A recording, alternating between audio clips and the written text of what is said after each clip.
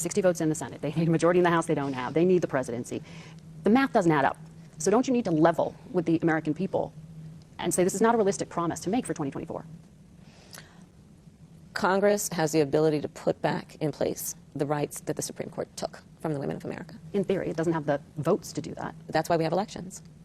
And that's why we are seeing around this country that when this issue is on the ballot, from Kansas to California, people vote in favor of upholding basic freedoms. The vast majority of Americans agree that the government should not be making this decision for the women of America.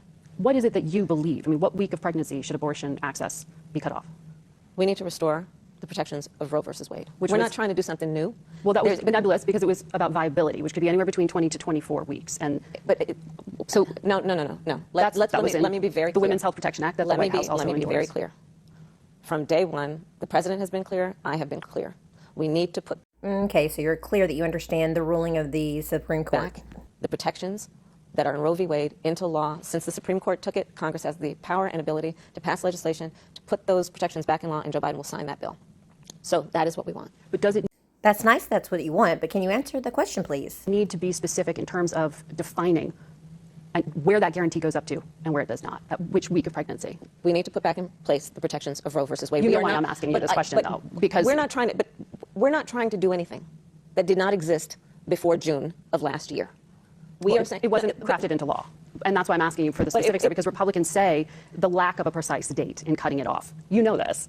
They say that allows Democrats to perform abortions up until, birth. Which is ridiculous. Which is statistically not accurate. And it's ridiculous, and it's a mischaracterization. I just don't know what he said yesterday. Here's what Virginia's governor did say. The infant would be delivered. The infant would be kept comfortable. The infant would be resuscitated if that's what the mother and the family desired. And then a discussion would ensue between the physicians. But the point is, be more precise. I am being precise. We need to put into law the protections of Roe versus Wade. And that is about going back to where we were before the Dobbs decision. But if there is the possibility through legislation to provide any kind of guarantee at the federal level, any kind of protection, like the Republican proposal of 15 weeks protection. The Republicans are also members of the Republican Party are also proposing a national ban. The thing that I'm talking about the Lindsey Graham bill, as you know, and those proposals of giving some access, though that's 15 weeks. Why do you think it shouldn't be specific? Out in New Mexico, for example, the governor there says it shouldn't be nailed down to a week because it should be a private matter between a woman and her doctor. There shouldn't be a precise number put on that. Is that what you believe as well? I believe that we should put the protections of Roe v. Wade into law, and the way that will happen is if we have a United States Congress who, regardless of their personal view for themselves or their family, would agree that the women of America should be trusted to make decisions about their life and their body based on what they know to be in their best interest. It's that simple.